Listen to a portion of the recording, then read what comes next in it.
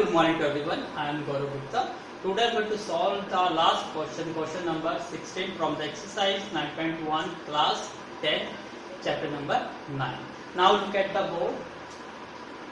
The angles of elevation of the top of a tower.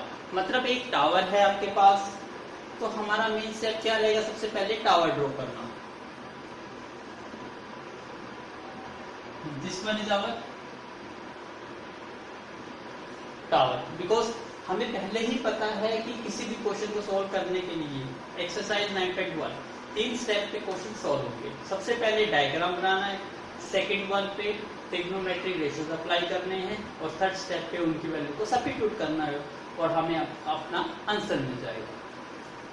तो पहला step है हमारा डायग्राम बनाना. तो पूरी स्टेटमेंट को पढ़ के हम इसको डायग्रामेट में कन्वर्ट करेंगे. तो ये कहता है the angle of elevation of the top of a tower from the 2 points at a distance of 4 metre and 9 metre. मतलब एंगल ऑफ एलिवेशन की बात करते हैं फ्रॉम द 2 पॉइंट्स. लेट कर देता हूं कि ये ए पॉइंट है, this one is B point है. अब एंगल ऑफ एलिवेशन आपको पता है, एंगल ऑफ एलिवेशन क्या होता है? बॉटम से टॉप की साइड देखना है आपको. तो एंगल ऑफ एलिवेशन ऐसे बनेगा, this one is your ground. तो एक एलिवेशन एंगल ये हो गया. सेकंड दूसरा पॉइंट ये है, यहां से देखते हो तो आपको दूसरा एंगल ये बन गया.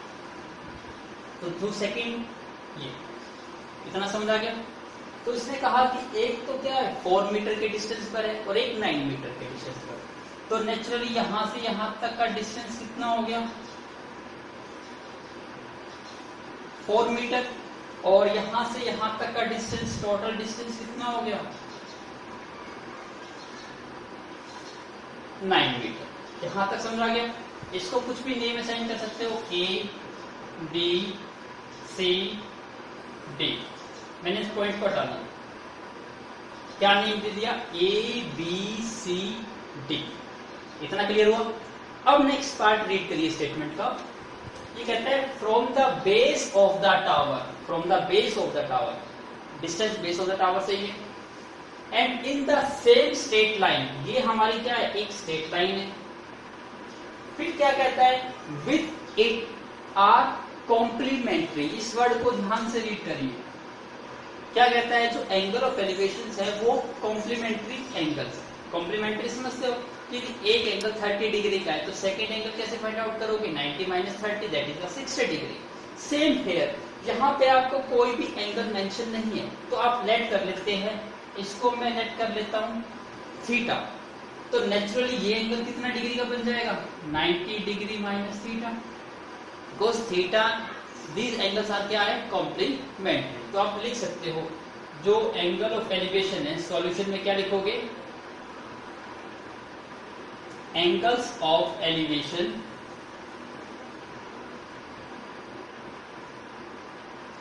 are complementary.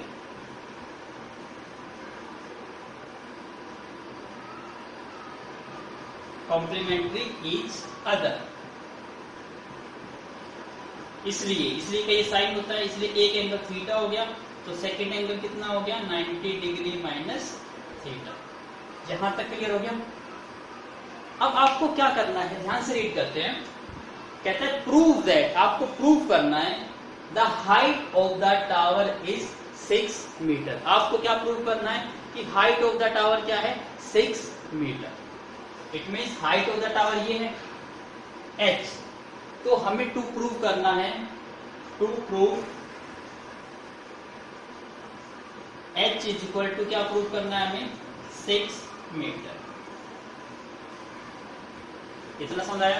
डायग्राम हमारा कंप्लीट हो गया. अब क्वेश्चन को सोल्व करना है. It's a second step. So I hope आपको ये चीज समझ आई होगी. तो please make a note. Now look at the board. जहां पर दिखाई दे रहा है आपको दो राइट एंगल ट्रायंगल बन रही है, तो दोनों राइट एंगल ट्रायंगल ले लीजिए. मैं लाइन लगा देता हूं यहां पर. पहली राइट एंगल ट्रायंगल कौन सी बन रही है? A B C. A B C. And second right angle triangle कौन सी बन रही है? ए बी और D. A B and D. आपको पता है मोस्टली जो आपके चैप्टर है 9.1 उस सब में क्या है, एक ही आइडेंटिटी मोस्टली यूज होती है, that is trigonometric ratios of tangent theta. तो यहाँ भी हम टेंजेंट थीटा ही यूज करेंगे। दिखाई दे रहा है यहाँ पे आपको, ये नहीं दिखाई दिया। This one is triangle A B C, और ये ट्रायंगल कौन सी है आपकी, this one triangle is A B D.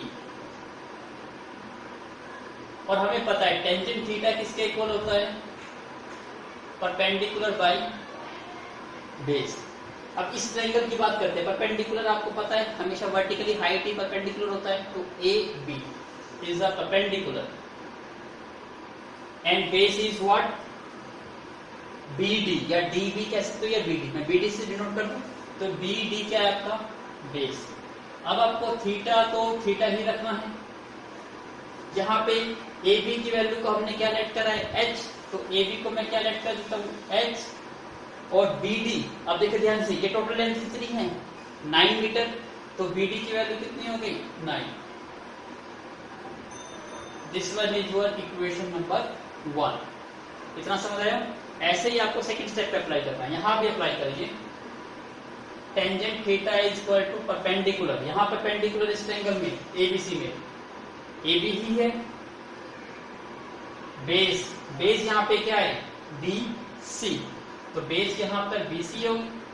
अब आपको पता है इतना है, अब ध्यान से यूज करिएगा, यहां पे थोड़ी प्रॉब्लम आएगी। टेंजेंट, हाँ अब सॉरी यहां पे थोड़ा सा प्रॉब्लम क्या है, यहां पे मैं यहां पे ही चेंज कर देता हूं इसको। अब यहां देखिए, यहां पे एंगल थीटा था, इस ट्रायंगल में एंगल थीटा है, तो इसलिए टेंजेंट थीटा आया। ध्यान से देखना इसको, इस ट्रायंगल की बात कर रहे थे ना ए बी सी, तो यहाँ पे एंगल थीटा है, तो मैंने यहाँ एंगल थीटा लिखा। ए बी की वैल्यू यहाँ एच है, तो एच, और बी सी को मैंने पता ही है, बी सी की वैल्यू कितनी है, बी सी 4 मीटर। तो अब यहाँ ध्यान देखना, जो मेन है यहाँ पे जो थीटा है, अब ध्यान से देखिए, यहाँ पे जो एंगल थीटा था और यहाँ पे एंगल कितना है 90 माइनस थीटा, तो ध्यान से पुट करना यहाँ पर। यहाँ पर हम क्या पुट करेंगे, थीटा की वैल्यू 90 डिग्री माइनस थीटा। यहां तक का कॉन्सेप्ट क्लियर हुआ कि इस ट्रायंगल में एंगल थीटा है और इस ट्रायंगल में एंगल कितना है 90 डिग्री माइनस थीटा।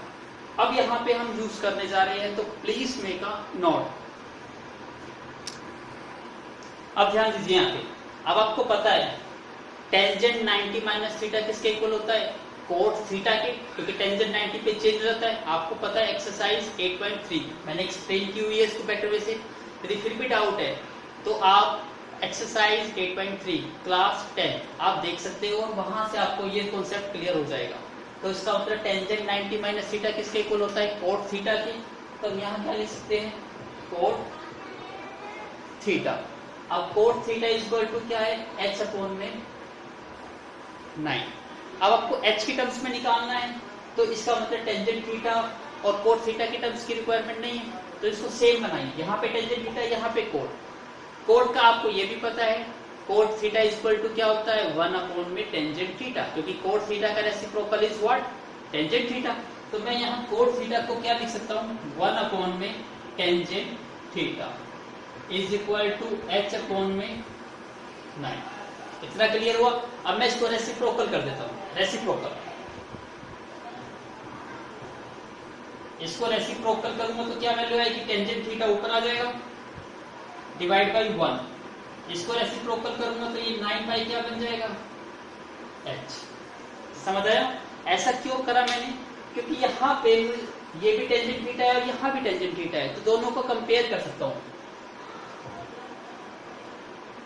तो इसको इक्वेशंस में लेट कर लेता हूं 1, इसको इक्वेशन लेट कर लेता हूं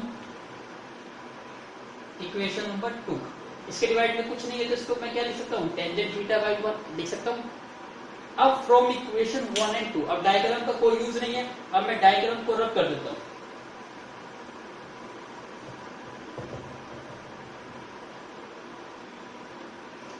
अब देखिए फ्रॉम इक्वेशन 1 एंड 2, ये भी देखो टेंजेंट थीटा है, ये भी टेंजेंट थीटा है, तो मैं या तो क्या लिख सकता हूं, यहाँ से टेंजेंट थीटा की वैल्यू निकाल लेता हूँ।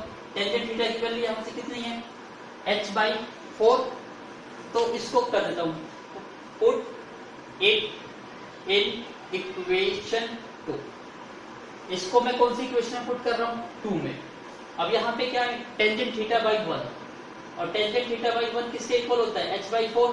तो ये h/4 हो गया। टेंजेंट थीटा को क्या रख दिया मैंने, h/4 इज इक्वल टू, ये क्या है 9/h, 9/h cross multiply, h into H क्या बन गया, h²। 9 इंटू 4 क्या बन गया, 36। अब h की वैल्यू क्या आ गई, स्क्वायर रूट ऑफ 36, पॉजिटिव और नेगेटिव। इतना क्लियर हुआ। और स्क्वायर रूट ऑफ 36 क्या होता है, 6। इसका मतलब h की वैल्यू 2 आ गई, 6 और -6। आपको पता है h कभी भी नेगेटिव नहीं हो सकता, क्योंकि कभी भी साइड नेगेटिव नहीं हो सकती, side never be negative.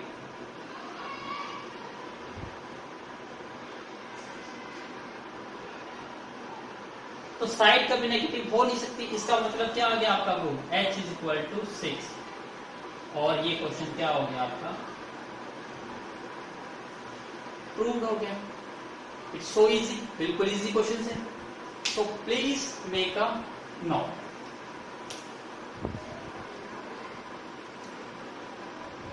So we did complete our exercise